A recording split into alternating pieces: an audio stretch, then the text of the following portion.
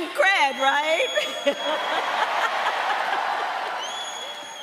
Oh, thank you all. It really is great to be back. Thank you all for being here.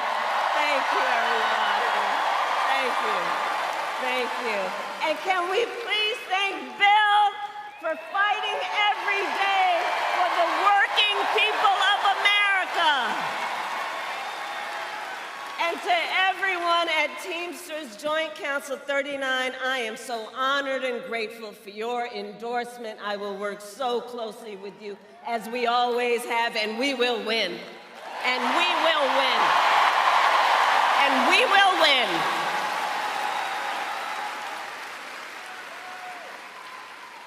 And it's so great to be with all of the leaders who are here. This is an auditorium full of leaders, including our dear friend and your governor, Tony Evers.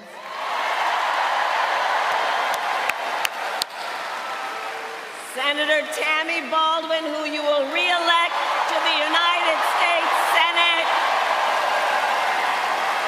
Representative Pocan.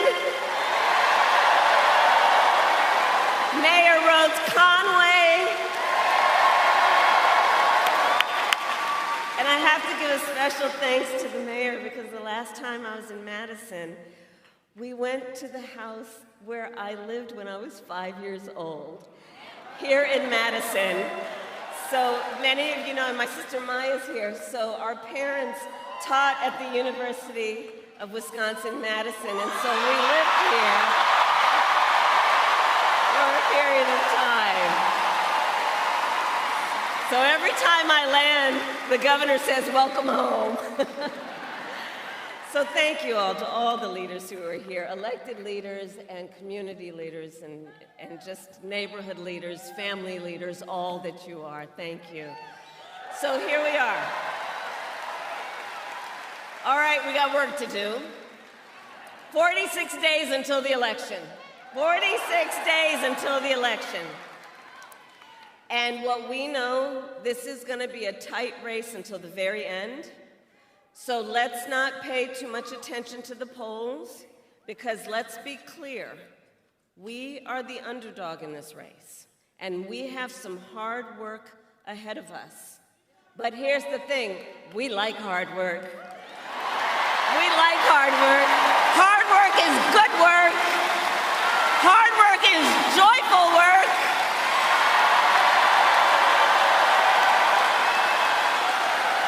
And with your help in November, we will win.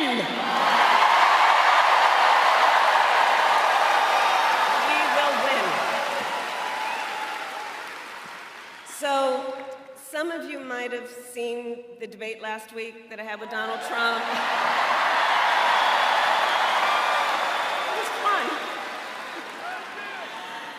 And I talked about issues that matter to families across America, like bringing down the cost of living, investing in America's small businesses, protecting reproductive freedom,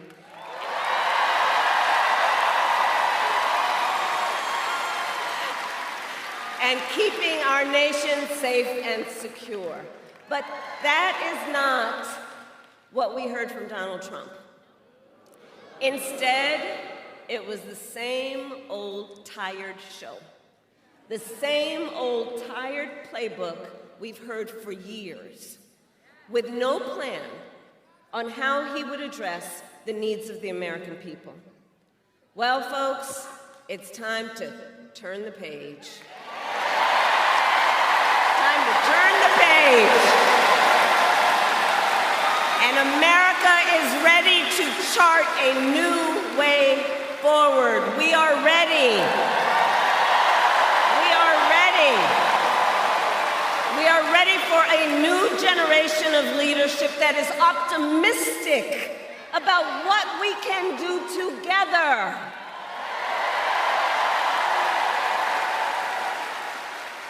Because we're tired of all that division and hate they're pushing. We here know the vast majority of us have so much more in common than what separates us. And that's what our campaign is about. understanding that this is a people-powered campaign, that this is a campaign about building community, building coalitions, reminding us all that we are all in this together and that we're gonna be good and all right. We're in this together.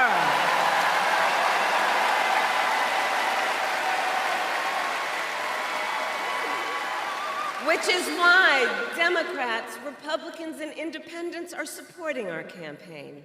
Because they want a president, we want a president who works for all the American people. And I promise you that is the kind of president I will be. I promise that.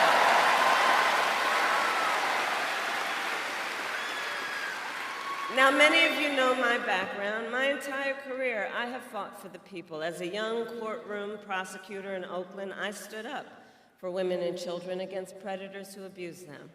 As Attorney General of California, I took on the big banks and delivered $20 billion for middle-class families who faced foreclosure because of predatory lending practices.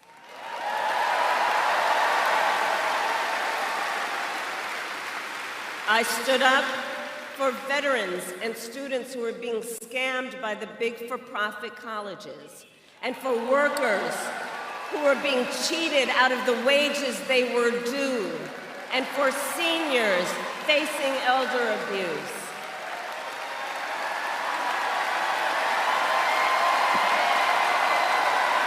And as president, I will fight on behalf of all communities and all Americans, and together we will build a brighter future for our nation.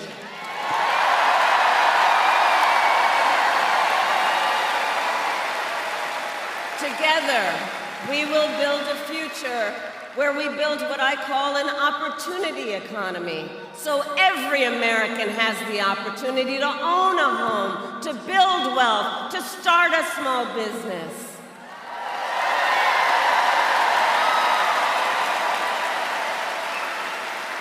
And I'll tell you, I love our small businesses. For the small business leaders who are here, can you raise your hand?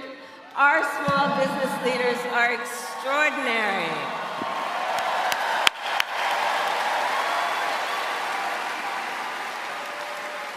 So, you know, growing up, before our mother could afford to buy a house, we lived in an apartment above a child care center. It was owned by a woman by the name of Mrs. Shelton, and she helped raise my sister Maya and me, because my mother worked long days and sometimes on weekends. We called Miss Shelton our second mother, and she was a small business owner. So from childhood, I have known the character and work ethic of our small business owners. And I know small business owners are the backbone of America's economy.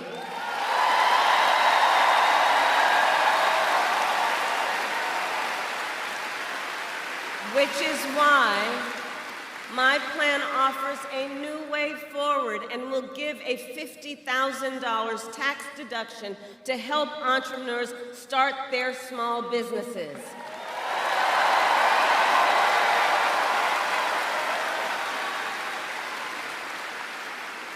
I also know we need to build more housing in America. You know, my mother saved up for years, and when I was a teenager, she was finally able to buy her first home. I know what that dream is like. I know what it is like for people to work hard and to save up and have a dream that is about the dignity of their work and an investment in their future, the future of their family, an investment in the pride they so rightly deserve because of their hard work.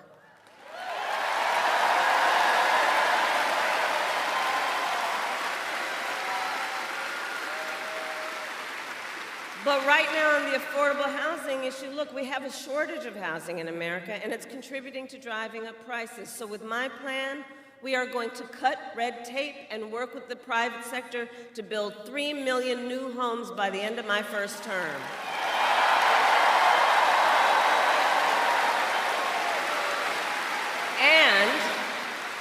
And provide first-time home buyers with $25,000 in down payment assistance so they can just get their foot in the door.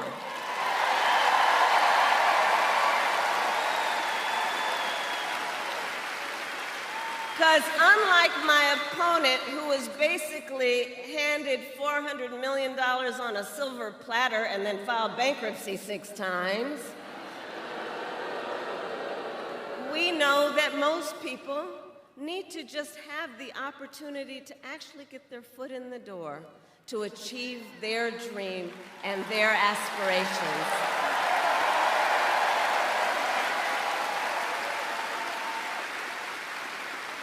We also need to lower the cost of living, because while our economy is doing well by many measures, prices for everyday necessities like groceries are still too high.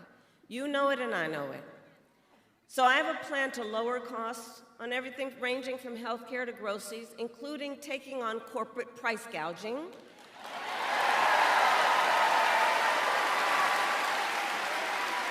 And my plan includes giving a tax cut to 100 million Americans, including $6,000, by expanding the child tax credit for the first year of a child's life to help young and new parents buy a car seat, a crib, baby clothes, in that most significant phase of their development.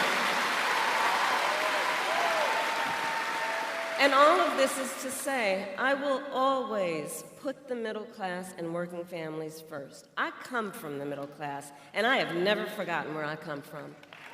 And I never will. And I never will.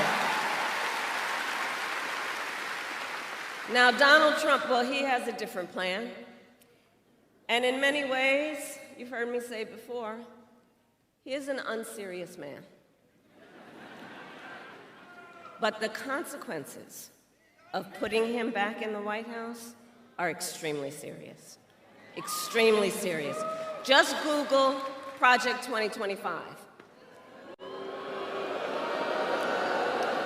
By the way, can you believe they put that thing in writing?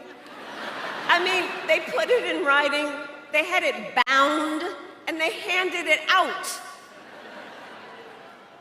And if you get your hands on it or just Google it, let me tell you, it's a detailed and dangerous blueprint for what he will do if he were elected president again. If Donald Trump, well, you know what? The courts will take care of that. Let's take care of him in November. We'll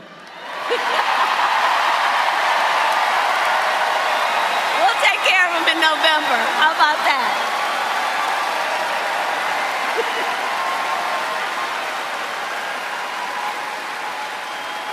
But if you look at what he's up to, Donald Trump will give billionaires and big corporations massive tax cuts.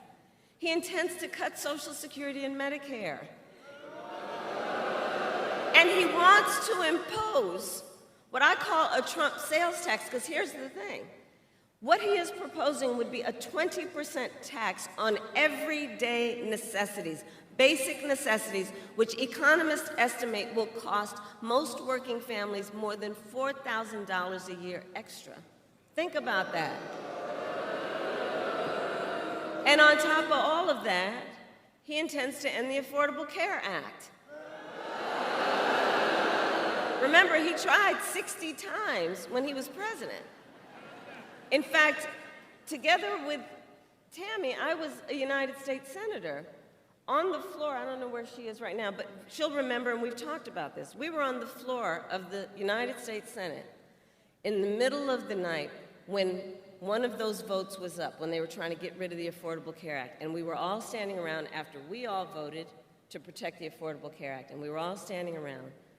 And then the big wooden doors to the Senate well opened, and in walked the late, great John McCain. Remember that?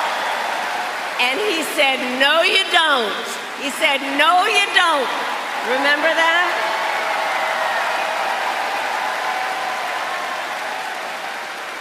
But we were up against those kinds of attacks when he was president last time, and as he said in the debate, he intends to replace it, but has no plan. In fact, he has, quote, concepts of a plan. No actual plan, concepts. So, aside from that being laughable, it's very serious, because he's basically saying he would threaten the health insurance of 45 million people in our country based on a concept. And take us back. Remember those days when insurance companies could deny people with pre-existing conditions? Remember what that was like? Well, brother, we are not going back. We are not going back. We are not going back. We will not go back.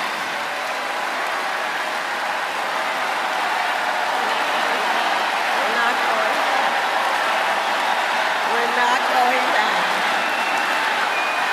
No, we are not. We will move forward. And just like Wisconsin's state motto tells us, forward is where we go. Forward is where we go. Because ours is a fight for the future. And ours is a fight for freedom.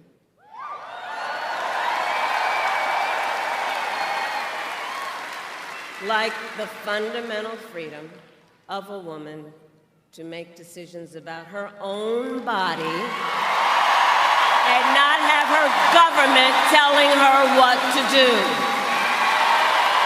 Freedom.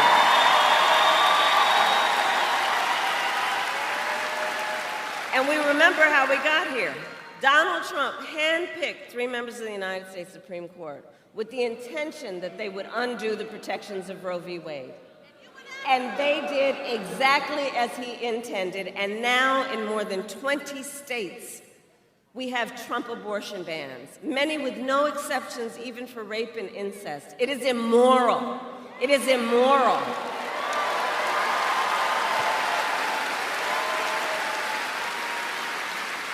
And let us agree, one does not have to abandon their faith or deeply held beliefs to agree the government should not be telling her what to do. Not the government. Not the government.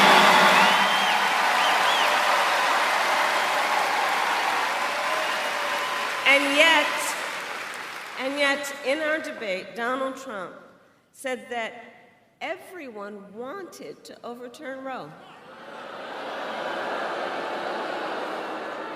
I have talked with folks who are here. I have talked with women around our country and the people who love them. Women are being denied care during miscarriages. Some only being treated once they develop sepsis. They didn't want this. And we know that women have died because of Trump abortion bans. I was with a mother and the 2 sisters of a woman who died because of Trump abortion bans just last night. You know, and her mother said the worst thing among the pain that she's experiencing is when she heard and reflects on what she was told, that it was preventable. Preventable. And you know, when that decision came down just over 2 years ago, we predicted this would happen. And it's preventable. You know, the young woman, she was a vibrant 28-year-old young woman with a mother of a 6-year-old son. Her name, Amber Nicole Thurman, who I promised her mother I will say her name every time. I will say her name every time.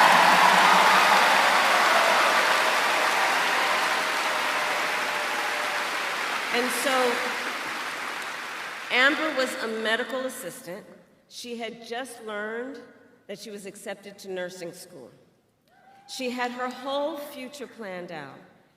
And her sisters and her mother were describing her to me, and they said, you know, she had such light, and she had ambition, and she had drive, and she was so proud that she had worked so hard, and she was finally gaining independence, that she found an apartment in a safe community. It had a little pool where her son could play, and she was so proud.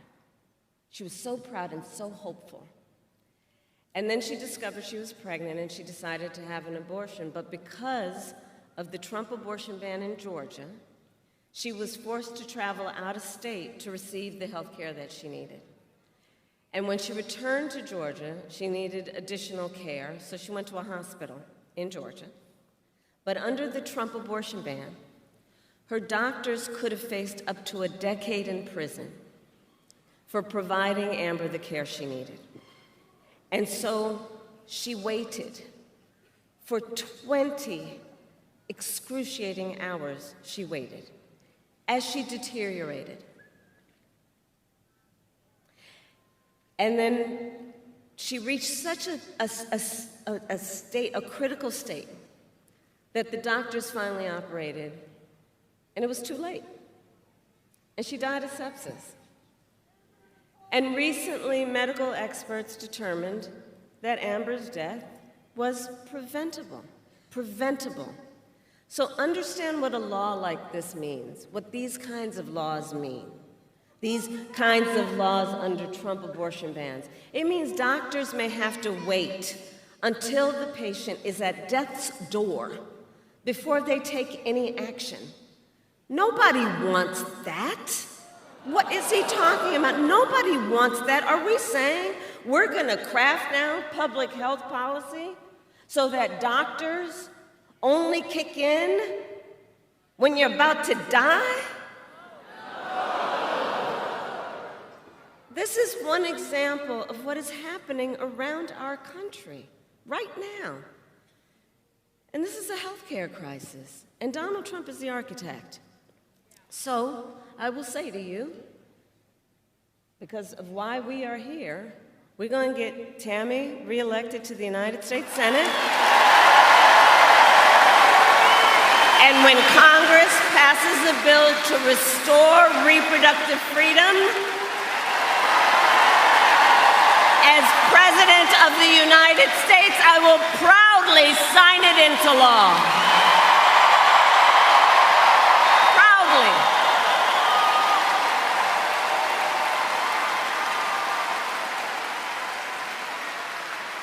And across our nation, we are witnessing a full-on assault on other hard-fought, hard-won fundamental rights and freedoms, like the freedom to vote, the freedom to be safe from gun violence, the freedom to join a union, the freedom to love who you love openly and with pride.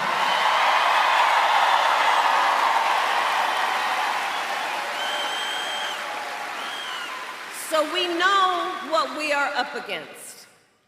We are clear-eyed about what we are up against, and we remember that generations of Americans before us led the fight for freedom, and now the baton is in our hands.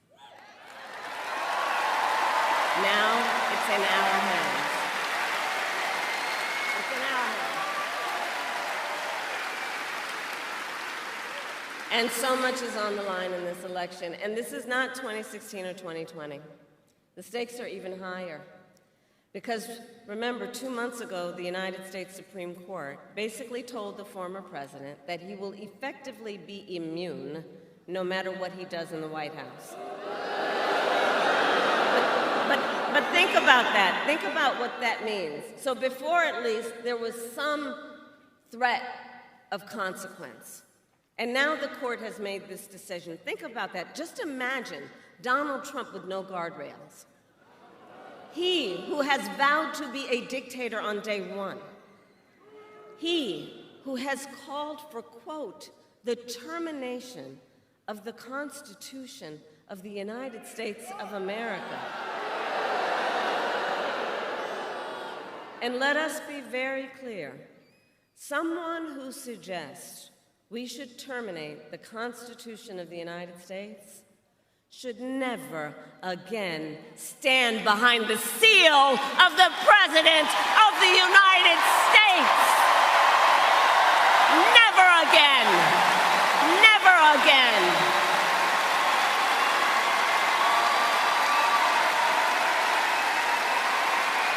Never again.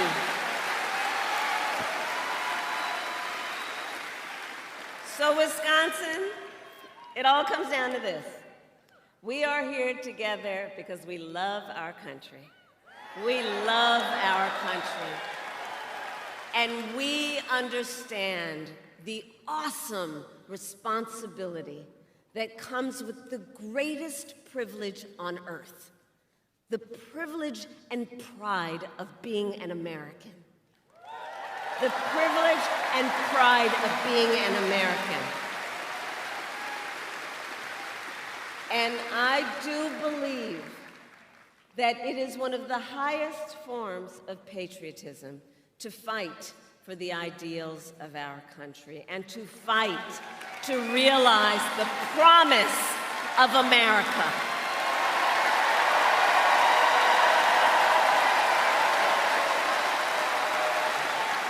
So, Madison, Election Day, yes, in 46 days, and early voting has already started in some states. Early voting in Wisconsin starts in just 32 days.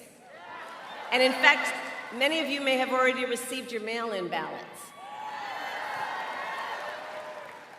Check this out. In-person early voting begins in Virginia and Minnesota today. Today. And don't we love Tim Walz?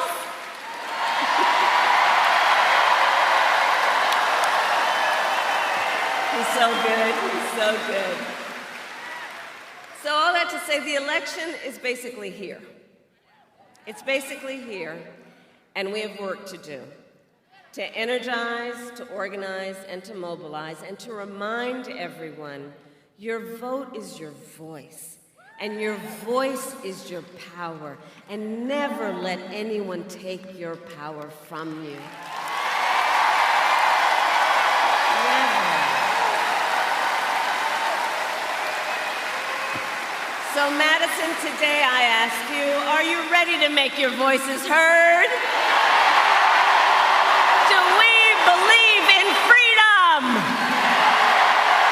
Do we believe in opportunity? Do we believe in the promise of America? And are we ready to fight for it? And when we fight, we win.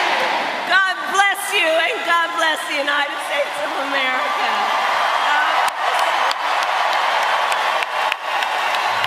Don't miss out. Log on to oneindia.com for more updates.